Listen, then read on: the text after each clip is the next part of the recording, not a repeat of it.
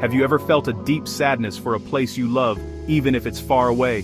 This is the story of Nehemiah, a man with a prestigious job in Persia, but a heart that belonged to Jerusalem.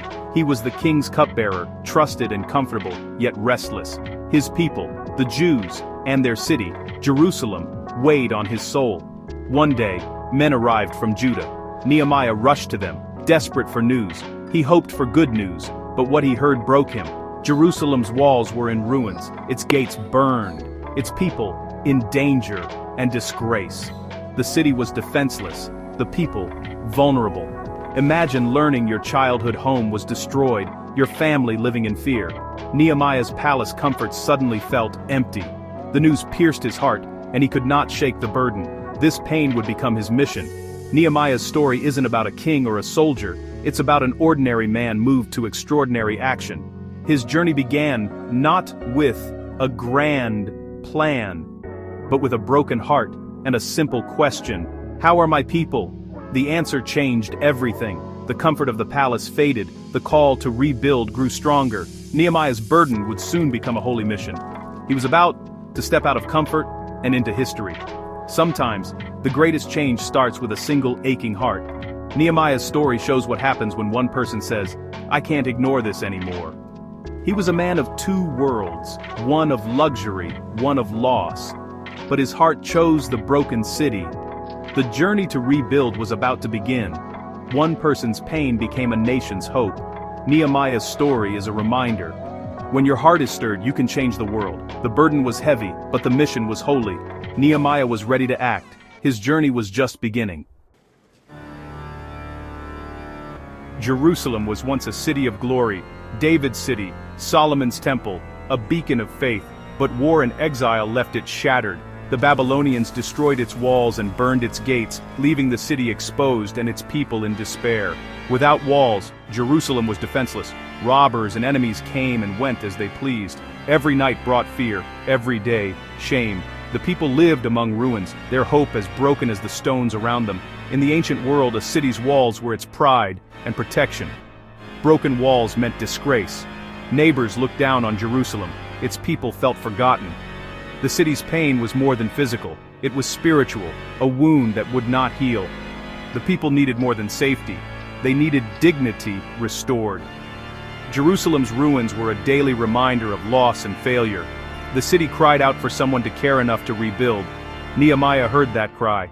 The need was desperate. The time for restoration had come. Jerusalem needed a builder. When Nehemiah heard the news, he didn't just feel sad, he was devastated. He wept, fasted, and mourned for days, but his grief became fuel for action. Before making any plans, Nehemiah turned to God in prayer. His prayer was honest and humble. He confessed the sins of his people, including himself. He didn't blame others, he took responsibility. Nehemiah reminded God of his promises to gather his people if they returned to him. He prayed with faith, standing on God's word. Then, he made a bold request. "Give me favor with the king." Nehemiah put his fears and hopes in God's hands. He mourned, he prayed, and he prepared his heart. This was not just emotion, it was the beginning of a plan.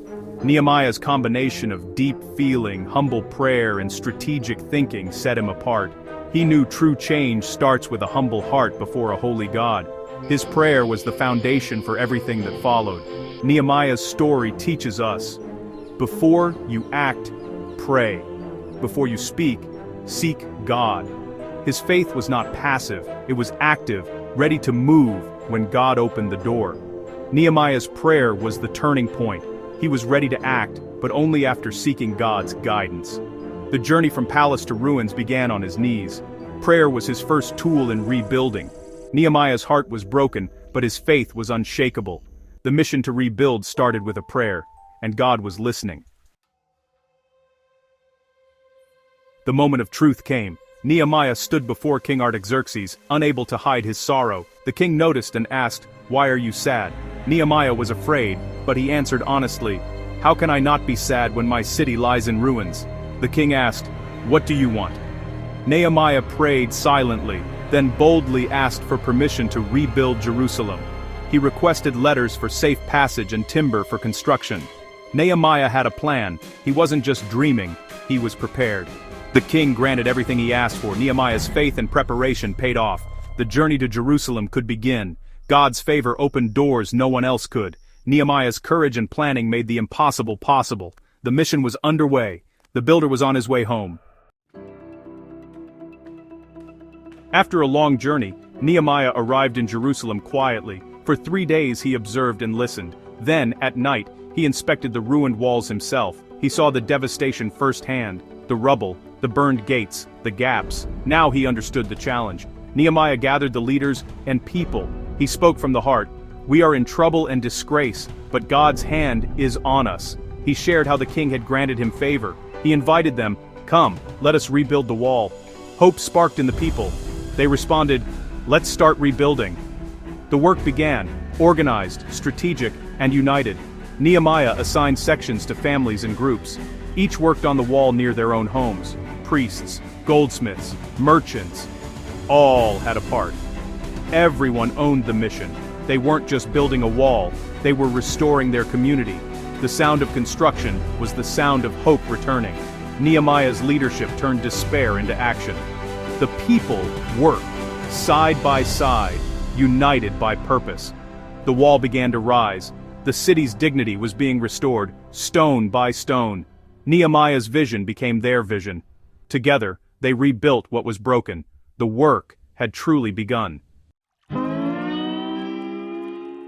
The work started strong, but opposition soon followed. Enemies mocked and threatened the builders. Nehemiah and the people responded first with prayer, then with action. Guards were posted day and night. Workers held tools in one hand, swords in the other. They built and defended at the same time. Nehemiah encouraged them, don't be afraid. Remember the Lord and fight for your families. Their faith was their shield, their courage, their weapon. The people worked from dawn until stars appeared, never letting down their guard. They were builders and soldiers, united by purpose. The wall rose despite threats and fear. Nehemiah's leadership kept them focused and brave. The work continued undeterred by enemies. Faith and action built the wall. Nehemiah's courage defined his leadership. He faced powerful enemies and refused to be distracted or intimidated. When opponents tried to lure him away, he replied, I am doing a great work and cannot come down. His focus was unbreakable. Nehemiah's faith fueled his courage. He prayed constantly, trusting God with every detail. He united the people with a shared vision. Everyone's contribution mattered. He resolved disputes and stood up for the vulnerable. Nehemiah led by example, working, guarding, sacrificing comfort. He refused privileges, choosing to serve rather than be served. His servant leadership inspired loyalty and respect. The wall was built because the people worked together, led by a man who cared more for them than for himself. Nehemiah's courage and faith changed a city.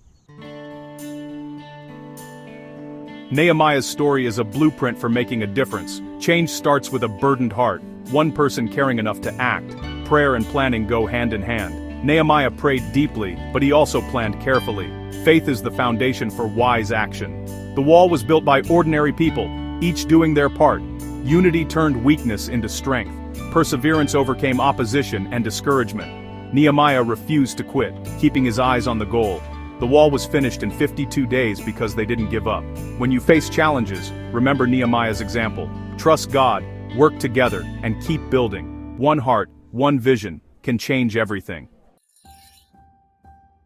Nehemiah's story is an invitation for us today. Look around. Broken walls are everywhere in families, communities, even our own hearts. God is looking for people with hearts like Nehemiah's.